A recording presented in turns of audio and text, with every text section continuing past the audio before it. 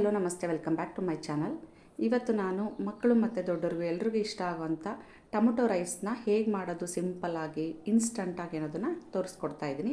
ಅದಕ್ಕೂ ಮೊದಲು ಯಾರೆಲ್ಲ ನನ್ನ ಚಾನಲ್ನ ಸಬ್ಸ್ಕ್ರೈಬ್ ಮಾಡದೆ ನೋಡ್ತಾ ಇದ್ದೀರಲ್ಲ, ಪ್ಲೀಸ್ ಸಬ್ಸ್ಕ್ರೈಬ್ ಮಾಡಿ, ಪಕ್ಕದಲ್ಲಿರೋ ಬೆಲ್ಲೈಕನ್ನ ಪ್ರೆಸ್ ಮಾಡಿ ಆಲ್ ಅಂತ ಕೊಡಿ. ಆಗ ನಾನು ಹಾಕೋ ಎಲ್ಲ ವೀಡಿಯೋಸ್ ನೋಟಿಫಿಕೇಷನ್ ಕೂಡ ನಿಮಗೆ ಬಂದು ರೀಚ್ ಆಗುತ್ತೆ. ಹಾಗಿದ್ರೆ ಬನ್ನಿ ವಿಡಿಯೋ ಸ್ಟಾರ್ಟ್ ಮಾಡೋಣ. ಟೊಮೊಟೊ ರೈಸ್ನ ಇನ್ಸ್ಟಂಟಾಗಿ ಮಾಡೋದಕ್ಕೆ ಏನೇನು ಬೇಕು ಇಂಗ್ರೀಡಿಯೆಂಟ್ಸ್ ಅನ್ನೋದನ್ನ ನೋಡ್ಕೊಂಡು ಬರೋಣ. ನೋಡಿ, ಒಬ್ಬೊಬ್ಬರು ಒಂದೊಂದು ಥರ ಮಾಡ್ತಿರ್ತಾರೆ. ಸೊ ನಾನು ಇಲ್ಲಿ ಬೇರೆ ಥರ ಗೊಜ್ಜು ಮಾಡಿ ಮಾಡ್ತಾಯಿದ್ದೀನಿ. ಇದಕ್ಕೆ ಬೆಳ್ಳುಳ್ಳಿ ಮತ್ತು ಶುಂಠಿನ ಫಸ್ಟು ಮಿಕ್ಸಿ ಜಾರ್ಗೆ ತೊಗೊಂಡಿದ್ದೀನಿ. ಆಮೇಲೆ ಒಗ್ಗರಣೆಗೆ ಈರುಳ್ಳಿ, ಟೊಮೊಟೊ ಮತ್ತು ಸ್ವಲ್ಪ ಲವಂಗ, ಒಂದು ಏಲಕ್ಕಿ, ಸ್ವಲ್ಪ ಚಕ್ಕೆನ ತೊಗೊಂಡಿದ್ದೀನಿ. ಇದಿಷ್ಟನ್ನ ಏನು ಮಾಡಬೇಕು ಮೊದಲಿಗೆ ಅಂತಂದರೆ, ಬೆಳ್ಳುಳ್ಳಿ ಮತ್ತು ಶುಂಠಿ, ಸ್ವಲ್ಪ ಟೊಮೊಟೊನ ಹಾಕ್ಕೋಬೇಕು. ನೋಡಿ, ಶುಂಠಿನ ಜಜ್ಜಿ ಹಾಕ್ಕೊಂಡಿದ್ದೀನಿ. ಇದನ್ನು ಹೆಚ್ಚಿ ಹಾಕ್ಕೊಂಡ್ರೆ ನಡೆಯುತ್ತೆ. ಆಮೇಲೆ ಸ್ವಲ್ಪ ಟೊಮೊಟೊ ಹಾಕ್ಕೊಳ್ತಾ ಇದ್ದೀನಿ ಮಿಕ್ಸಿ ಜಾರ್ಗೆ. ಇದು ಸ್ಕಿಪ್ ಮಾಡ್ಬೋದು, ಇದು ಆಪ್ಷನಲ್ಲು. ಒಗ್ಗರಣೆಗೆ ಫುಲ್ ಸ್ಮ್ಯಾಶ್ ಹಾಕಿ ಮಾಡಿಕೊಂಡ್ರೆ ನಡೆಯುತ್ತೆ. ನಾನು ಒಗ್ಗರಣೆಗೆ ಸ್ವಲ್ಪ ಟೊಮೊಟೊನ ಉಳಿಸ್ಕೊಂಡು ಮಿಕ್ಸಿ ಜಾರ್ಗೆ ಸ್ವಲ್ಪ ಹಾಕ್ಕೊಳ್ತಾ ಇದ್ದೀನಿ. ಒಂದು ಏಲಕ್ಕಿ ತೊಗೊಂಡಿದ್ನಲ್ಲ, ಅದನ್ನು ಕೂಡ ಮಿಕ್ಸಿಗೆ ಹಾಕ್ಕೊಳ್ತಾ ಇದ್ದೀನಿ. ಸ್ವಲ್ಪ ಮಕ್ಕಳಿಗೆ ಬಾಯಿಗೆ ಸಿಕ್ಕರೆ ತಿನ್ನಲ್ಲ ಅಂಥೇಳಿ ಒಗ್ಗರಣೆ ಹಾಕ್ಬೇಕಾದ್ರೆ ಸಾಸಿವೆ, ಜೀರಿಗೆ ಮತ್ತು ಗರಂ ಮಸಾಲ, ಸ್ವಲ್ಪ ಧನಿಯಾ ಪೌಡ್ರನ್ನ ತೊಗೊಂಡಿದ್ದೀನಿ, ಜೊತೆಗೆ ಖಾರದ ಪುಡಿ. ಬನ್ನಿ ಹಾಕಿದರೆ ಒಗ್ಗರಣೆ ಹೇಗೆ ಮಾಡ್ಕೊಳ್ಳೋದು ಅಂದರೆ, ಎಣ್ಣೆನ ಕಾಯೋದಕ್ಕಿಟ್ಟಿದ್ದೆ. ಅದಕ್ಕೆ ಸ್ವಲ್ಪ ಸಾಸಿವೆ ಮತ್ತು ಜೀರಿಗೆನ ಹಾಕ್ಕೊಂಡ್ಬಿಟ್ಟು ಅದಕ್ಕೆ ಕರಿಬೇವು ಹಾಕ್ಕೊಳ್ತಾ ಇದ್ದೀನಿ. ಇಲ್ಲಿ ನಾನು ಡ್ರೈ ಮಾಡಿ ಇಟ್ಕೊಂಡಿದ್ದೆ, ಕರಿಬೇವು ಫ್ರೆಶ್ ಇರಲಿಲ್ಲ, ಸೊ ಅದನ್ನೇ ಹಾಕ್ಕೊಂಡಿದ್ದೀನಿ. ಇದು ಸ್ವಲ್ಪ ಫ್ರೈ ಆದಮೇಲೆ ಈರುಳ್ಳಿನ ಹಾಕ್ಕೋಬೇಕು. ಈರುಳ್ಳಿನ ಸಿಮ್ಮಿಗೆ ಇಟ್ಕೊಂಡು ಸ್ವಲ್ಪ ಹೊಂಬಣ್ಣ ಬರೋವರೆಗೂ ಫ್ರೈ ಮಾಡ್ಕೋಬೇಕು. ನೋಡಿ, ನಾವು ಕೆಲವೊಂದು ಒಗ್ಗರಣೆಗಳಿಗೆ ಸ್ಟೀಮ್ ಜಾಸ್ತಿ ಇಟ್ಕೊಂಡು ಫ್ರೈ ಮಾಡ್ಕೊಳ್ತಾ ಇರ್ತೀವಿ, ಫ್ರೈಡ್ ರೈಸ್ ಅಂಥದಕ್ಕೆಲ್ಲ. ಇಲ್ಲಿ ಬಂದುಬಿಟ್ಟು ಸಿಮ್ಮಿಗೆ ಇಟ್ಕೊಂಡು ಸ್ವಲ್ಪ ಫ್ರೈ ಮಾಡ್ಕೋಬೇಕು. ಯಾಕಂದರೆ ಟೊಮೊಟೊ ರೈಸ್ ಆಗಿರೋದ್ರಿಂದ ಸ್ವಲ್ಪ ಮೆತ್ತಗೆ ಬೇಯಬೇಕು ಒಗ್ಗರಣೆಯಲ್ಲಿ, ಈರುಳ್ಳಿ ಇರ್ಬೋದು ಅಥವಾ ಟೊಮೊಟೊ ಎಲ್ಲ. ಆಮೇಲೆ ಇಲ್ಲಿ ಲವಂಗ ಮತ್ತು ಚಕ್ಕೆನ ನಾನು ತೊಗೊಂಡಿದ್ನಲ್ಲ, ಸ್ವಲ್ಪ ಪ್ರಮಾಣದಲ್ಲಿ ತೊಗೊಂಡಿದ್ದೀನಿ. ಅದನ್ನು ಒಗ್ಗರಣೆಗೆ ಡೈರೆಕ್ಟಾಗಿ ಹಾಕ್ಕೊಳ್ತಾ ಇದ್ದೀನಿ. ಒಗ್ಗರಣೆಗೆ ಹಾಕ್ಕೊಂಡು ಅದನ್ನು ಫ್ರೈ ಮಾಡ್ಕೊಳ್ಳೋದ್ರಿಂದ ಅದು ಫ್ಲೇವರು ಚೆನ್ನಾಗಿ ಬಿಟ್ಕೊಳ್ಳುತ್ತೆ. ಆಮೇಲೆ ಇಷ್ಟ ಆದರೆ ತಿನ್ಬೋದು, ಇಲ್ಲಾಂದರೆ ಸೈಡಿಗೆ ಎತ್ತಿಟ್ಟು ತಿನ್ಕೋಬೋದು ತಿನ್ನಬೇಕಾದ್ರೆ. ಇದಾದ ನಂತರ ಟೊಮೊಟೊನ ಹೆಚ್ಚಿಟ್ಕೊಂಡಿದ್ವಲ್ಲ, ಅದನ್ನು ಹಾಕ್ಕೊಂಡು ಕೂಡ ಫ್ರೈ ಮಾಡ್ಕೋಬೇಕು.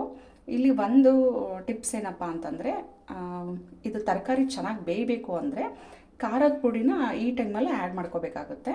ಅದಕ್ಕೂ ಮೊದಲು ನಾನು ಒಂದು ಚಿಟಿಕೆ ಅರಶಿನ ಹಾಕ್ಕೊಳ್ತಾ ಇದ್ದೀನಿ. ಸ್ವಲ್ಪ ಅದು ಚೆನ್ನಾಗಿ ಒಗ್ಗರಣೆಲೆ ಬೆಂದರೆ ಕಲರ್ ಚೆನ್ನಾಗಿ ಹೊಂದ್ಕೊಳ್ಳುತ್ತೆ ಒಗ್ಗರಣೆ ಕಂಪ್ಲೀಟಾಗಿ.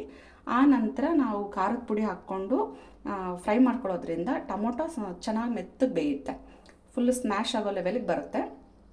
ಖಾರದ ಪುಡಿನ ನಿಮಗೆ ಯಾವ ಪ್ರಮಾಣದಲ್ಲಿ ಬೇಕೋ ಆ ಪ್ರಮಾಣದಲ್ಲಿ ನೋಡಿ ಹಾಕ್ಕೊಳ್ಳಿ.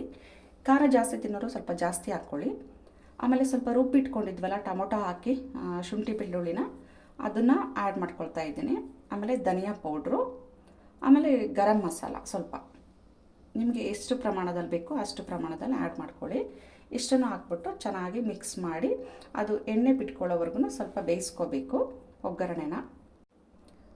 ಸಿಮ್ಮಿಗಿಟ್ಟು ಸ್ವಲ್ಪ ಬೇಯೋದಕ್ಕೆ ಬಿಟ್ಟಾದ ನಂತರ ಕೊನೆಯದಾಗಿ ಉಪ್ಪು ಅಂದರೆ ಸಾಲ್ಟ್ನ ಆ್ಯಡ್ ಮಾಡ್ತಾ ಇದ್ದೀನಿ. ಉಪ್ಪನ್ನೇ ಯಾಕೆ ಯಾವಾಗಲೂ ಕೊನೆಗೆ ಹಾಕಬೇಕು ಅಂದರೆ, ಮೊದಲೇ ಹಾಕಿ ಬೇಯಿಸ್ಬಿಟ್ರೆ ಅದು ಅಯೋಡಿನ್ ಕಂಟೆಂಟೆಲ್ಲ ಸುಟ್ಟೋಗುತ್ತೆ ಅಂತ ಹೇಳ್ತಾರೆ. ಹಾಗಾಗಿ ನಾನು ಕೊನೆಯದಾಗೆ ಆ್ಯಡ್ ಮಾಡ್ಕೊಳ್ತೀನಿ. ಇದು ಒಗ್ಗರಣೆ ಆಗೋಕ್ಕೂ ಮೊದಲೇ ಸೈಡಿಗೆ ನಾನು ರೈಸ್ಗೆ ಇಟ್ಕೊಂಡಿದ್ದೆ. ಪ್ಲೇನ್ ರೈಸ್, ವೈಟ್ ರೈಸ್ ಹೇಗೆ ಮಾಡೋದು ಅಂತ ಯೂಶಲಿ ಎಲ್ರಿಗೂ ಗೊತ್ತಿರುತ್ತೆ, ಇಲ್ಲಾಂದರೆ ಇನ್ನೊಂದು ವೀಡಿಯೋದಲ್ಲಿ ನಾನು ತೋರಿಸ್ಕೊಡ್ತೀನಿ. ನೋಡಿ, ಬಿಸಿ ಬಿಸಿಗಿದೆ ಅನ್ನ.